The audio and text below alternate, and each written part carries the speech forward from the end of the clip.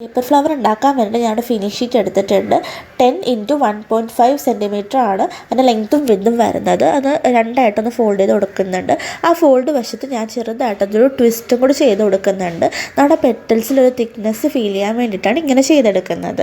ഇപ്പം നമ്മൾ എടുത്തേക്കുന്ന finish ഷീറ്റാണ്. Finish ഷീറ്റിൻ്റെ പ്രത്യേകം ഞാൻ പറയാതെ തന്നെ നിങ്ങൾക്ക് എല്ലാവർക്കും അറിയാം, നല്ല രീതിക്ക് ഫ്ലെക്സിബിൾ ആയിട്ടുള്ള സ്ട്രക്ചറാണ്.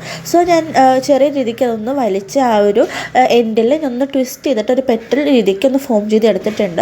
നമുക്ക് എത്രയാണോ നമ്മുടെ ഫ്ലവറിൻ്റെ സൈസ് വേണ്ടത് അത്രയ്ക്ക് പെറ്റൽസ് ഞാൻ ക്രിയേറ്റ് ചെയ്തെടുക്കുന്നുണ്ട്.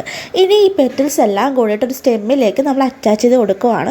അതിന് വേണ്ടിയിട്ട് ക്രിസ്മസ് ഡെക്കേഴ്സിനൊക്കെ നമ്മൾ യൂസ് ചെയ്ത ഒരു ബോൾ ലൈക്ക് സ്ട്രക്ചർ നമ്മൾ എടുത്തിട്ട് നമ്മൾ നേരത്തെ ഫിനിഷ് ഷീറ്റ് നല്ല രീതിക്ക് ഒന്ന് ടൈറ്റ് ചെയ്ത് കവർ ചെയ്ത് ഒന്ന് ആ സെയിം കളർ ത്രെഡ് വെച്ചിട്ട് തന്നെ ഞാനൊന്ന് കെട്ടി കൊടുക്കുന്നുണ്ട്.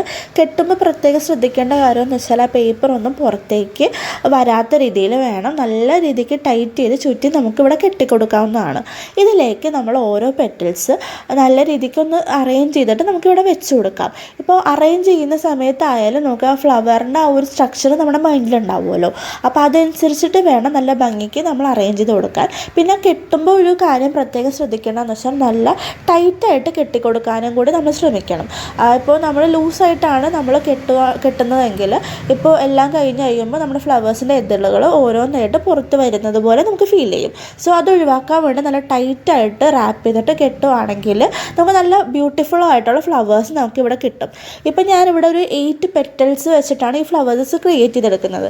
ഇനിയും കൂടുതൽ വലിപ്പത്തിൽ വേണമെന്നാണെങ്കിൽ നമുക്ക് പെറ്റൽസ് ഇപ്പോൾ 12 അതുപോലെ തന്നെ നമുക്ക് പല രീതിയിലുള്ള കൗണ്ട്സും നമുക്ക് ആഡ് ചെയ്ത് കൊടുത്തിട്ട് നല്ല ബിഗ് ഫ്ലവേഴ്സ് നമുക്ക് ക്രിയേറ്റ് ചെയ്തെടുക്കാവുന്നതാണ്.